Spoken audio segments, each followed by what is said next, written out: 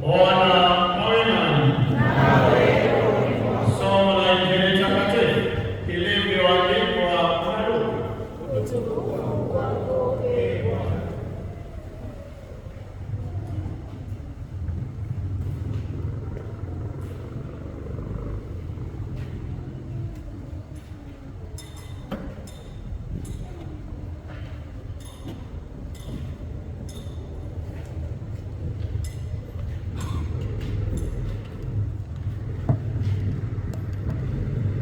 Siku zile Kaisari Augusto alitoa amri kuandika orodha ya watu wote wa nchi nzima. Orodha hii ilikuwa ya kwanza wakati wa Kirenio alipokuwa liwali wa Siria. Basi wote walikwenda kujiandikisha, kila mmoja katika mji wake.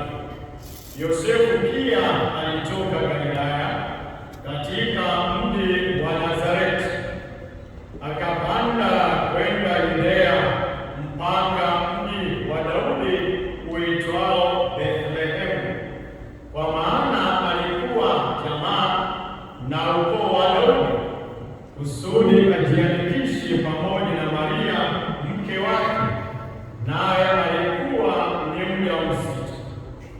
Walipokuwa wakikaa huko, siku zake za kuzaa zikatimia, akamzaa mwanaye mzaliwa wa kwanza, akamzungushia vitambaa, akamlaza horini, kwa maana walikosa nafasi katika nyumba ya wageni. Sasa walikuwa na wachungaji katika nchi ile wakikesha malishoni kulinda kundi lao usiku. Mara malaika wa Bwana akawajia kwa utukufu wa Bwana, nao kuangalia pande zote, wakashikwa na hofu nyingi. Malaika akawaambia, msihofu, kwa maana ninawaletea habari njema ya furaha kubwa kwa watu wote. Maana leo katika mji wa Daudi amezaliwa Mwokozi, ndiye Kristo Bwana.